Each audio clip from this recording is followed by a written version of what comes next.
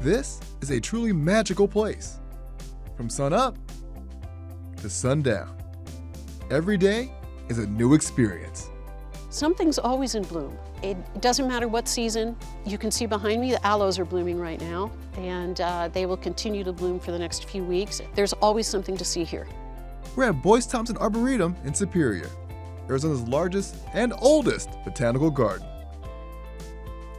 It's hard to convey to people that the desert can be so beautiful. And the setting that we have here is so stunning with Picket-Post Mountain and the ridges. We love it when people come here from all over the world, all over the country, and they say, we had no idea. Here, there are more than 2 miles of scenic pathways, surrounded by more than 6,000 species of plants from all over the world. Today, I'm going to Australia, South Africa, and Asia, and I'm not even leaving Arizona.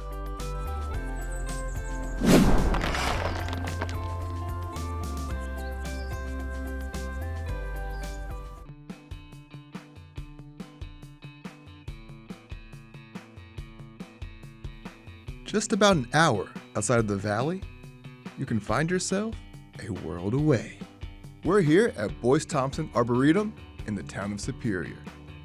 This world-class arboretum showcases the gardens and deserts of the world.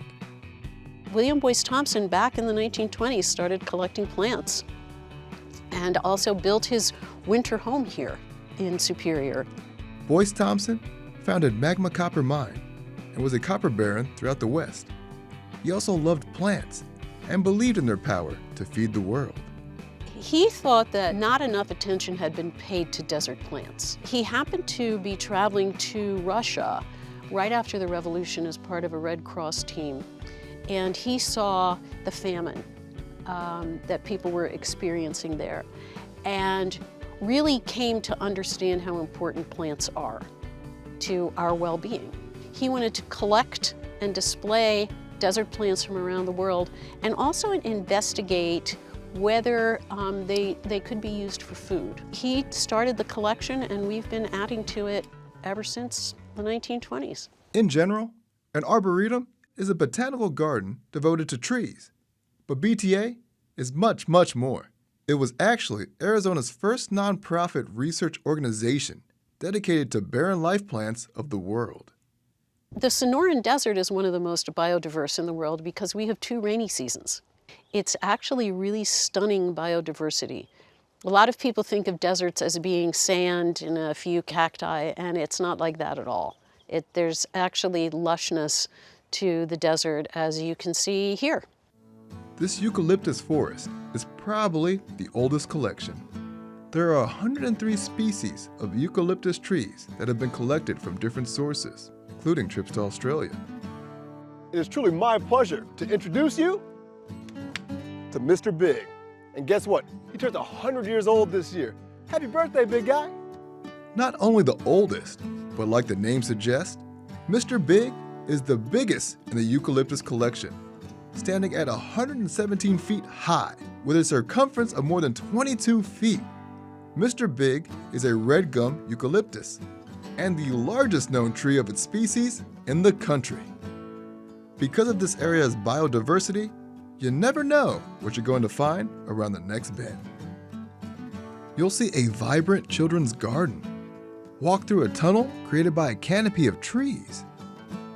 Check out this cool suspension bridge. The BTA encourages you to have fun and learn about the world's plants. They also want you to come often because the gardens are always changing. Something different is always in bloom. The Arboretum is truly a garden for all seasons. It's great to show people the beauty of Arizona in this area. We're in the Wallace Garden at Boyce Thompson Arboretum. All of these plants and trees were transplanted here in the last 5 years. All of them? All of them. Oh, wow. Okay. Every single one. Everything that you're looking at, it was an incredible effort. It took a long time, but what's wonderful about this garden is it looks like it has always been here. The deserts of our world, pretty much in our own backyard.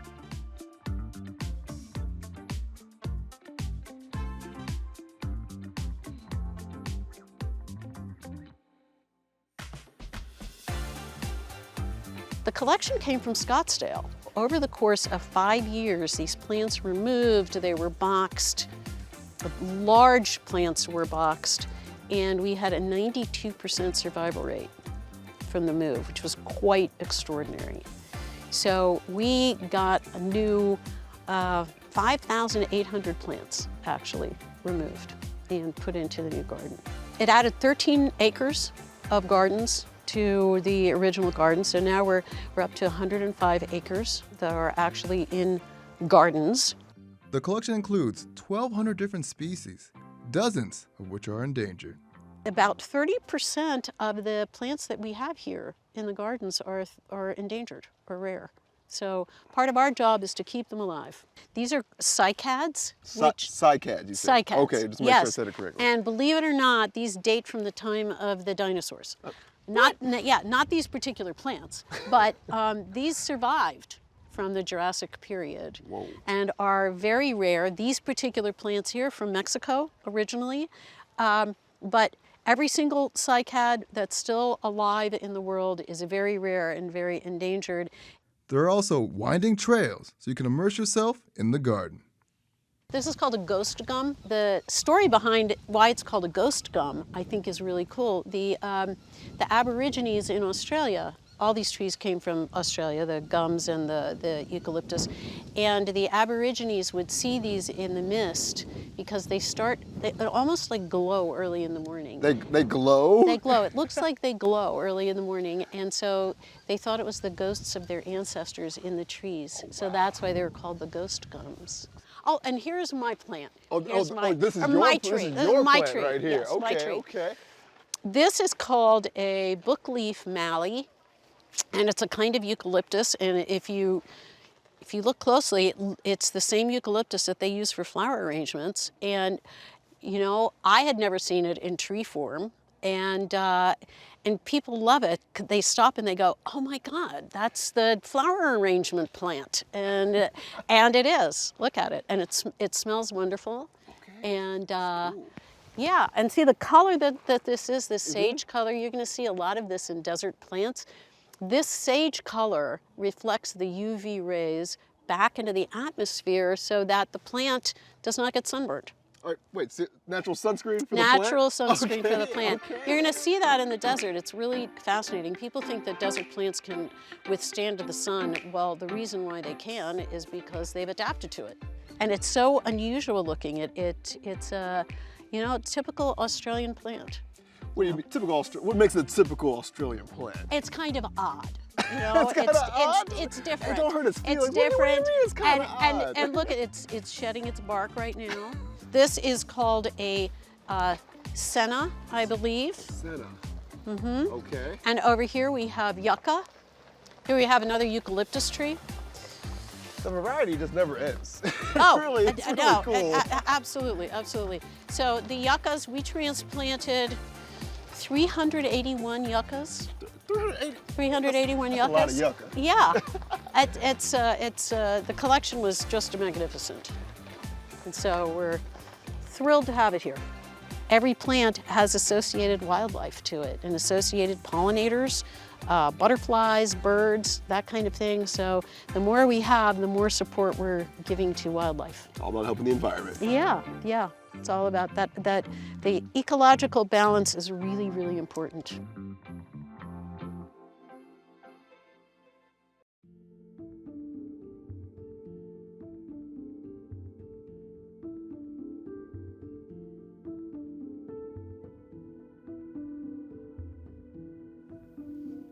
Good.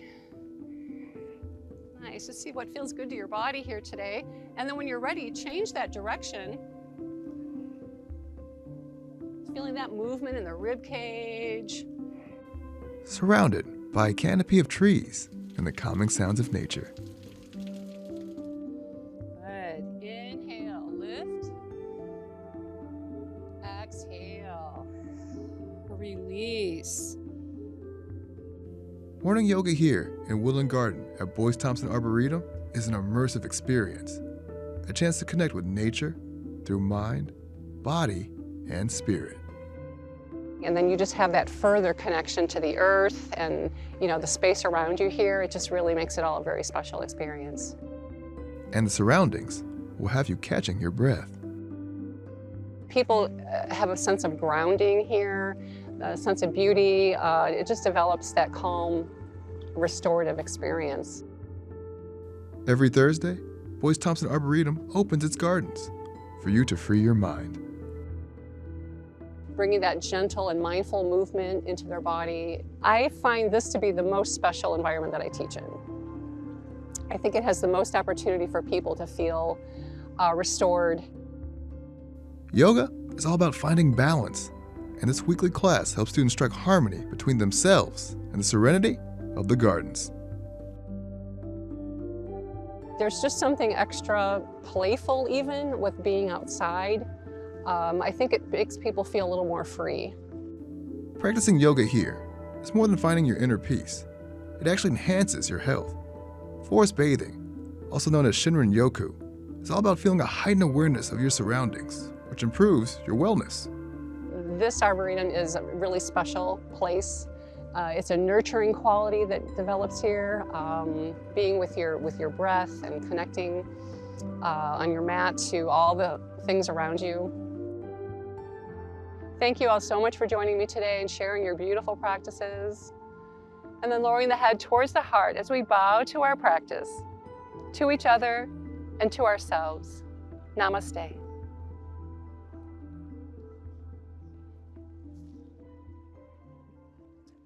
Yoga at the Arboretum. I'm a runner, I'm a little stiff, so I do a lot of yoga. I haven't done yoga like this before. You have a trickling stream right there. You have the sun just kissing you, just making you feel so nice and warm. You hear the wind through the leaves and trees. Just, again, I could talk about it, but you gotta come out here and experience it for yourself. I'm feeling good, I'm feeling energized. Let's go see what else is out there. Come with me.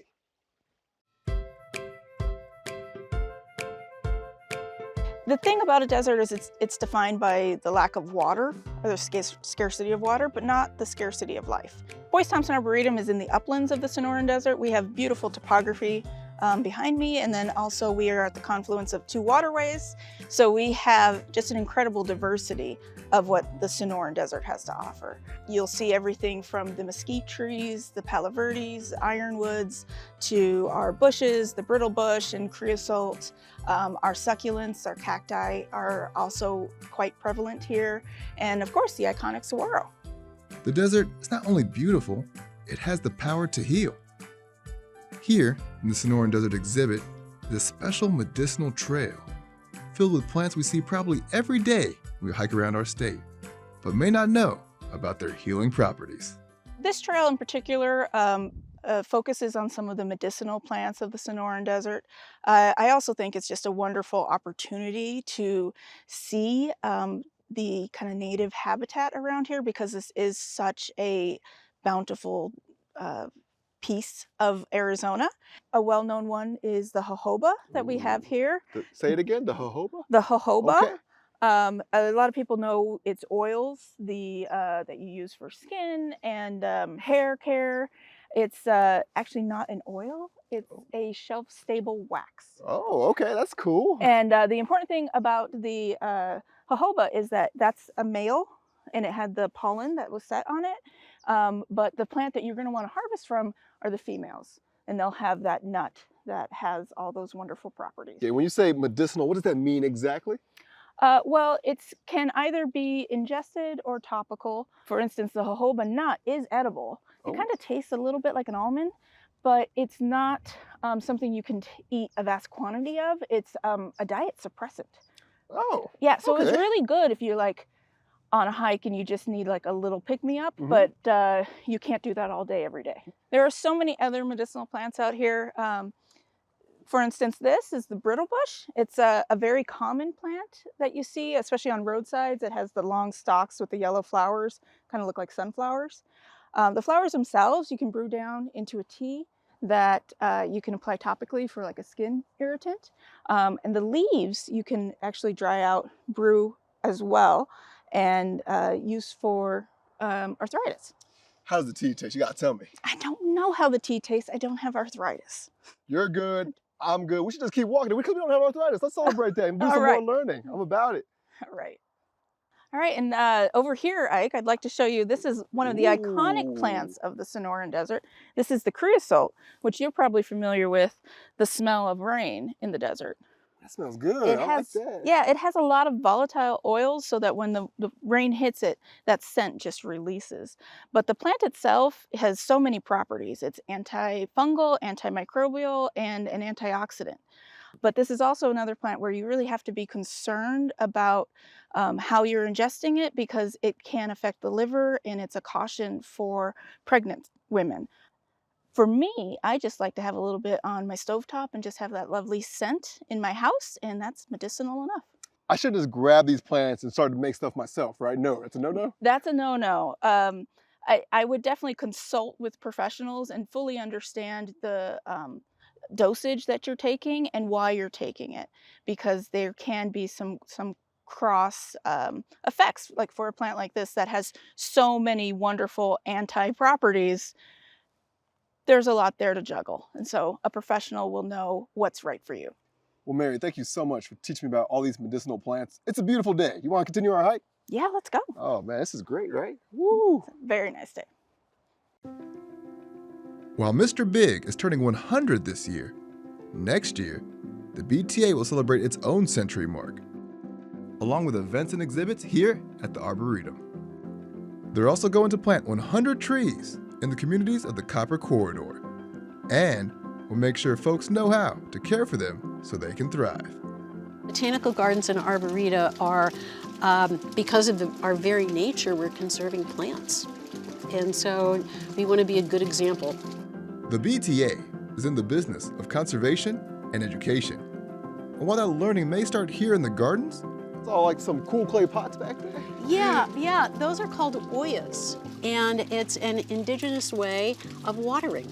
So you might have seen similar kinds of things in garden stores, but it's a great example here, particularly in the desert, to use a clay pot, pour it with, fill it with water, and then the water seeps out just very gradually. It's a great way of watering when you don't have a lot of water. they do hope that you take some of that practical knowledge home with you. If you want to be relaxed, it's a lovely place to just get away. If you want a little bit of education, you can read our interpretive signs and teach yourself something new. You could also just have a nice walk with your dog. And you can actually take a piece of the Arboretum back to your own garden. Every March, you can choose between thousands and thousands of desert plants during their annual plant sale. They offer Sonoran Desert natives, as well as drought-adapted plants from around the world that you can use in your own landscaping. Not sure what to choose? Master gardeners can help you make the right choice so you can be stewards in your own yard. Remember, if you want to unwind and connect with nature, marvel at the Dr. Seuss-like trees in Boojum Cove, stroll through a eucalyptus forest, take a mini vacation to South Asia or South Africa, or take in Queen Creek during our desert's 2 rainy seasons. You can find this mix of trails just an hour outside of Phoenix. Hope to see you on them.